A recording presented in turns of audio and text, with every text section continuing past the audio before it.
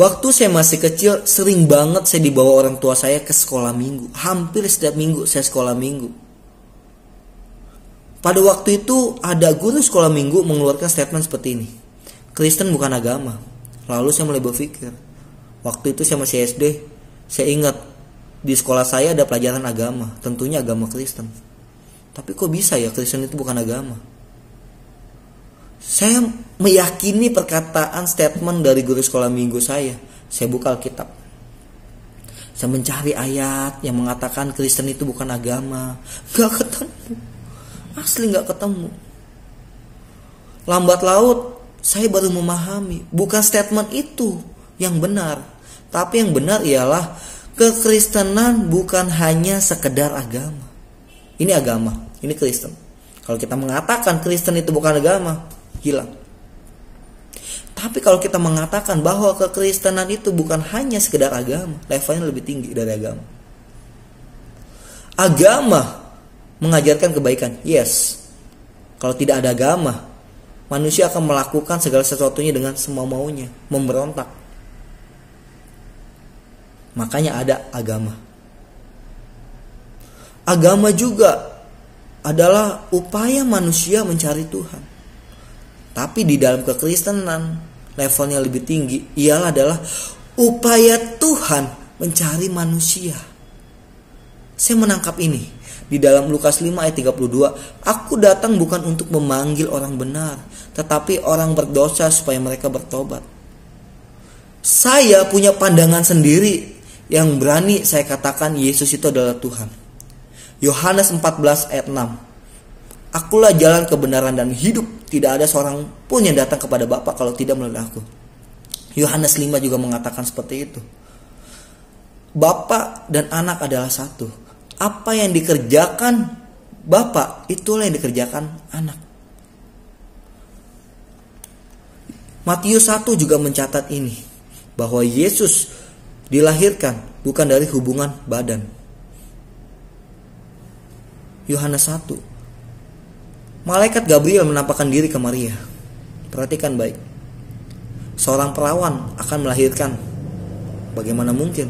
Tapi itu mungkin bagi Tuhan. Yang dimana harus manusia tidak bercacat dan tidak bernoda yang bisa menyelamatkan manusia dari yang namanya dosa. Yaitu Yesus. Saya menangkap ini di dalam Filipi 2 ayat 7-8. Perhatikan baik. Melainkan telah mengosokkan dirinya dan mengambil rupa seorang hamba dan menjadi sama dengan manusia. Dan dalam keadaan sebagai manusia ia telah merendahkan dirinya dan taat sampai mati, bahkan sampai mati di atas kayu salib. Tuhan meninggalkan tata kemuliaannya, kehormatannya, menjadi sama seperti manusia untuk menyelamatkan manusia. Dia datang ke dunia mengembalikan rancangan Tuhan di dalam pribadi manusia yang hilang. Penyebabnya adalah dosa. Roma 3 ayat 23 mengatakan semua orang telah berdosa dan telah kehilangan kemuliaan Allah. Dosa artinya adalah meleset, dari kata amartia. Manusia sebelum jatuh dalam dosa, manusia ada di dalam rancangan Allah. Apa itu rancangannya? Apa itu tujuannya? Menjadi serupa dan segambar dengan Allah. Kejadian 1 ayat 26-27. Karena dosalah kemuliaan Allah hilang. Tujuan Allah yang sebenarnya hilang.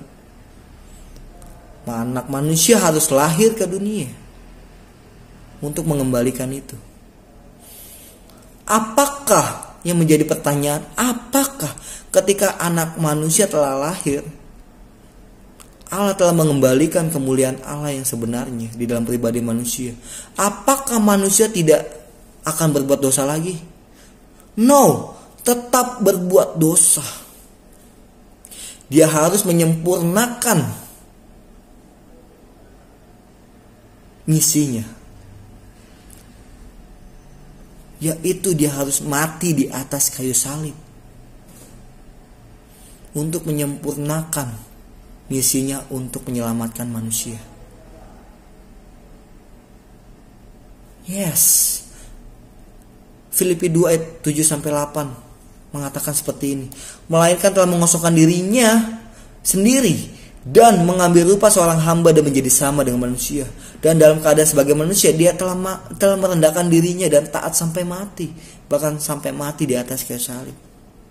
Anak manusia harus mati di atas kayu salib untuk menyempurnakan penebusannya. Ada pertukaran.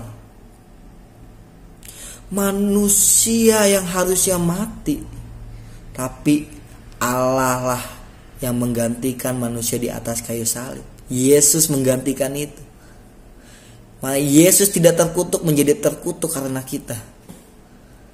Dengan darahnya yang mahal, tubuhnya yang mahal, dia menyelamatkan kita, menebus kita dari dosa. Saya bangga jadi Kristen. Yes, saya sangat bangga jadi Kristen. Karena kekristenan bukan hanya sekedar agama.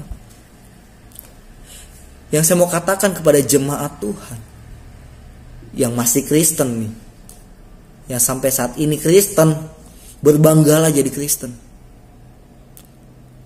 Kita harus senang jadi Kristen, bersuka cita, karena kita telah diselamatkan oleh Tuhan Yesus Kristus. Wow, karyanya sempurna buat pribadi saya dan saudara. Jadi tidak ada lagi tuh kita kecewa sama Tuhan Yesus, kita meninggalkan Tuhan Yesus, yang dimana terlebih dahulu dia membuktikan kasihnya yang sempurna buat manusia.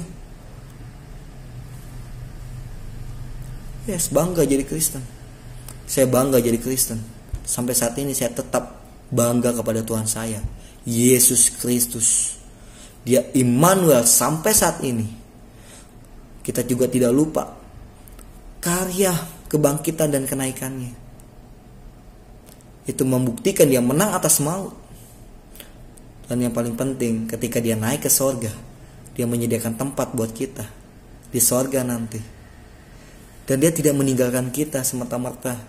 Dia jauh dari kita. Dia Immanuel.